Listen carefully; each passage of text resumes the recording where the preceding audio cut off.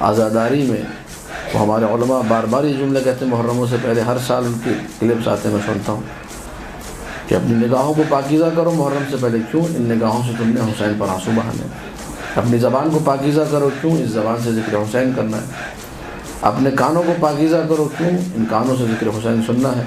اپنے ہاتھوں کو پاکیزہ کرو، کیوں؟ ان ہاتھوں سے ماتم کرنا ہے۔ اسی طریقے سے تو ایک اہتمام جو ہے عزا کے لیے، وہ اہتمام نظر نہیں آتا۔ یعنی کتنے لوگ ہیں، آپ دیکھیے یہ پیغام آپ لوگ بھی دیجیے آگے مجالس میں، کتنے مومنین یا کتنی مومنات ایسی ہیں جو اسپیشلی مجلس میں آنے کے لیے مثلا وضو کرتے ہیں۔ آپ کو شاید کوئی 100 میں سے 2 لوگ ملیں گے، 5 10 لوگ مل جائیں گے زیادہ سے زیادہ۔ اکثر کو اہمیت کا اندازہ ہی نہیں کہ اس وضو کی جو عظمت ہے وہ کیا ہے۔ ایک چھوٹا سا عمل ہے بظاہر تو، لیکن یہ کہ کس قدر انسان کو طہارت کی طرف لے کر جاتا ہے، اس کے ذکر سننے کا اسٹائل چینج ہوتا ہے مجلس میں۔